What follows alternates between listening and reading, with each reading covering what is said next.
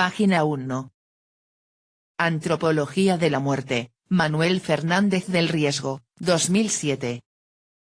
Los límites de la razón y el exceso de la religión.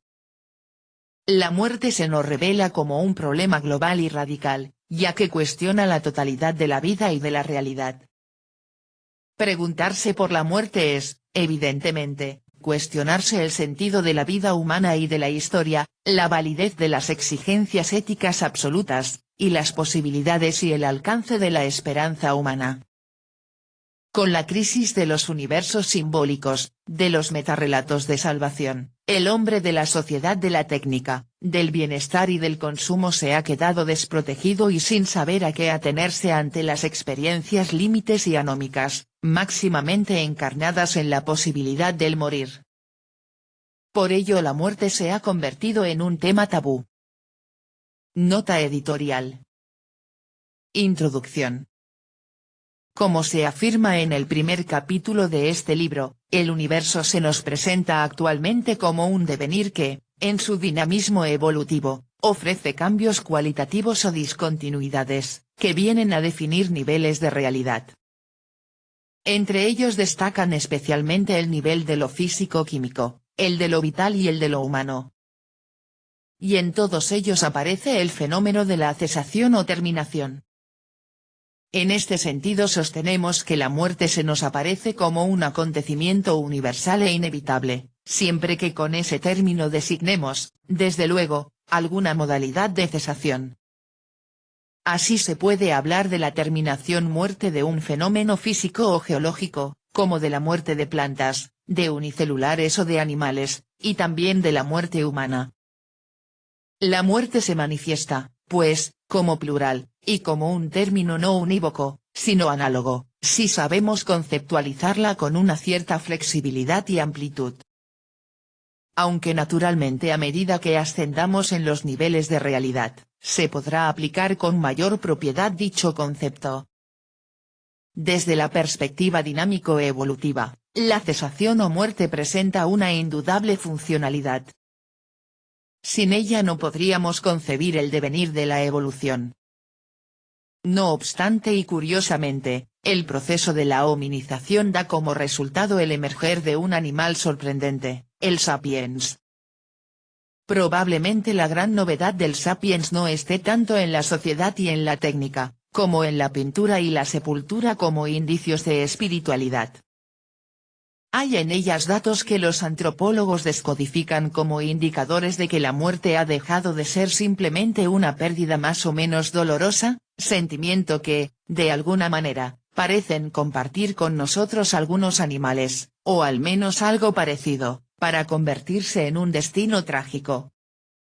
Poco a poco se establece en el sapiens una brecha y una tensión entre una conciencia objetiva, que constata la inevitabilidad de la muerte, y una conciencia subjetiva que, gracias a la imaginación y al mito, se revela contra esta violencia intolerable, y afirma, de algún modo, la existencia de una vida de ultratumba, para de esta manera integrar y resolver la idea de la muerte. Morin.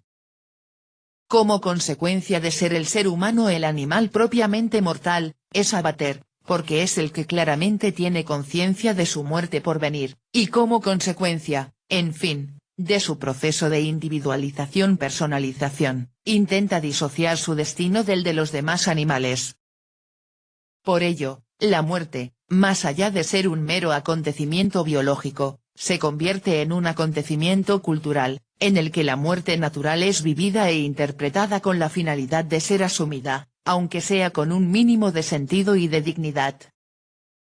Es esta una de las razones por la que toda cultura humana es portadora de una teodicea, que en la sociedad premoderna solía encontrarse en el mito, en los universos simbólicos religiosos y en la filosofía. En la modernidad una cierta filosofía pareció adquirir un notable protagonismo, que no estuvo ajeno en muchos casos al avance de los revolucionarios conocimientos científicos. Protagonismo que, como veremos, procuró sustituir la teodicea por una antropodicea. Actualmente, ese optimismo ha decaído, aunque parece reverdecer la utopía con las nuevas tecnologías y la ciencia ficción, mientras que los universos simbólicos religiosos parecen retroceder como consecuencia de la secularización, o mejor del secularismo militante. No obstante, para algunos estudiosos del tema, la secularización está siendo contrarrestada por un reencantamiento posmoderno al que no es ajeno ni la religión tradicional, ni las nuevas formas de emerger del fenómeno religioso. Con ello subsiste y pervive una interpretación religiosa de la muerte y de la experiencia radical del mal. Por otro lado, esta situación no debe de extrañarnos si caemos en la cuenta de que la muerte se revela como el problema global y radical, que cuestiona la totalidad de la vida y de la realidad. Preguntarse por la muerte es, evidentemente, preguntarse por el sentido de la vida humana y de la historia, por la validez de las exigencias éticas absolutas, y por las posibilidades y alcance de la esperanza humana. Todo este abigarrado conjunto de interrogantes descansa en el hecho fundamental de que la muerte nos hace tropezar con el residuo que implica la autonomía de la vida orgánica frente al proceso de personalización, con el hecho de que la perfección de la existencia humana no coincide con el acontecimiento del deceso. Nos da la impresión de que la vida humana es demasiado corta para hacer coincidir virtud, conocimiento y felicidad. Todos estos interrogantes nos llevan, a la postre, a cuestionarnos sobre las condiciones de posibilidad de un logro o acabamiento suficientemente satisfactorio de la acción humana. Estas preocupaciones y estos interrogantes han revelado al sapiens como un aspirante a una significación total, que lo ha convertido, más allá de científico y técnico, en animal religioso, moral y metafísico. Y una primera conclusión a la que nos llevará nuestra reflexión es la necesidad que tiene el ser humano de alumbrar una interpretación de la propia muerte, como una condición fundamental para ser sujeto consciente y responsable de su propia vida, de su propia historia. No obstante, la dificultad que hoy encontramos para asumir esta tarea, por otro lado siempre ardua y difícil, nos revela el grado de deshumanización de nuestra avanzada sociedad occidental. En nuestra sociedad del bienestar, del consumo y del tener, como último producto del abortado proyecto ilustrado, la hegemonía de la razón instrumental y mercantil, y del mito de la ciencia han acabado por empobrecer y mutilar el horizonte de la problemática humana, y de nuestras posibilidades cognitivas. Parece que hoy solo vale la pena preocuparse por los problemas que pueden ser abordados con el método científico-técnico. Los demás interrogantes son preguntas inútiles porque desbordan las posibilidades epistemológicas del paradigma científico. La ciencia y la tecnología no pueden contestar a por qué y a para qué últimos. Sin embargo, estos interrogantes se resisten tozudamente a morir, y siguen, irremisiblemente, inquietándonos y sumiéndonos, de vez en cuando, en la perplejidad y en la angustia. Esta situación acabó por dejar al hombre moderno desvalido y desprotegido frente a la muerte, como acontecimiento personal e intransferible, y frente al enigma del mal. Esto, hasta tal punto, que la muerte actualmente es un tema tabú.